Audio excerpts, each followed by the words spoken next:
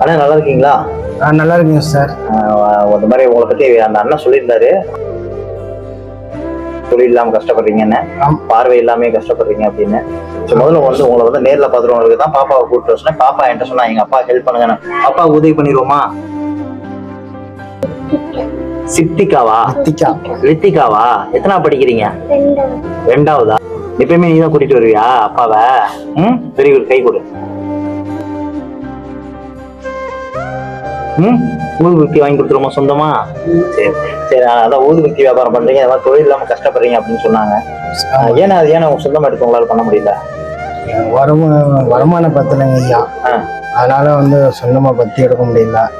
அதனால இங்க இருக்கிறவங்கிட்ட வந்து வாங்கிட்டு போறதுங்க ஐயா, வந்து அவங்கள்ட்ட கொடுத்துறது, லாபத்தை நாங்க வச்சுக்கிறோம். முதலீடு உள்ள அமௌண்ட்டை மட்டும் கொடுத்துருவோங்க ஐயா. அங்கேயே திருப்பி கொடுத்துருவீங்க. முதலீடு இல்லாதனால நீங்க சொந்தமா தொழில் தொடங்குறதுக்கு கஷ்டமாயிருது. ஆமாங்க. உங்களுக்கு பார்வை தெரியுமா? அவங்க டோட்டலி பிளைண்ட் தாங்க. அவங்களுக்கு தெரியாதா பார்வை? இப்படி 2 பேரும் பார்வை தெரியலன்னா எப்படி சமாளிக்கிறீங்க குடும்பத்தை? என்னையா பண்றது, பிள்ளைங்களுக்கு எப்படி இருந்தாலும் வாங்கி கொடுத்துருவோங்க ஐயா, என்ன கஷ்டம் இருந்தாலும். ஆமாங்க ஐயா, நான் சாப்பிடாம இருந்தாலும் உங்க பிள்ளைங்களுக்கு ஏதாவது செஞ்சிருவாங்க. பிள்ளைங்களுக்கு ஏதாவது செஞ்சிருவீங்க. அந்த விஷயம் ஒண்ணுமே பெரிய விஷயம், ஒண்ணுமே பாராட்டக்கூடிய. கணக்கு இல்லைன்னா கூட தான் பிள்ளைங்களுக்கு பத்தினது கூட நினைக்கிறீங்கல்ல. ஆமா, நிறைய கஷ்டங்கள் நிறைய இருக்குது. இந்த ரோட்ல எல்லாம் நடந்தெல்லாம் போக முடியல. இருந்தாலும் பொய்யை தான் ஆகணும். எங்கிட்டாச்சும் போய் வியாபாரத்துக்கு போய் தான் ஆகணும். நான் போகலன்னா எல்லாரும் பட்னி ஆயிடுவாங்க வீட்டுல. நீங்க போய் வேலைக்கு போகலன்னா எல்லாரும் ஆமா பட்னி ஆயிடுவாங்க. யாரும் உழைக்கு தர்றதுக்கு யாரும் கிடையாது, சப்போர்ட் பண்றதுக்கு யாரும் கிடையாது. இப்ப நீங்க இதை சொந்தமா பண்ணணும்னா, இதுக்கு ஊதுபத்திக்கு நான் உங்களுக்கு சொந்தமா நான் நிறைய பேருக்கு வாங்கி தரேன். அதனாலதான் பார்வையில்லாத ஒவ்வொருத்தரையா நான் தேடி வர்றது. இப்ப நான் உங்களுக்கு இதை சொந்தமா வாங்கி தந்தா உங்களால நீங்க வித்துருவீங்களா? கண்டிப்பா வித்துருவேங்க ஐயா. கண்டிப்பா வித்துருவேங்க ஐயா. சரி, நான் இன்னைக்கே செஞ்சு தரேன். சரியா? அப்பாவுக்கு செஞ்சு கொடுத்துருமா? உங்க கையால தான் நான் செய்யணும். மாமாவோட ஆசை தான். செய்வியா?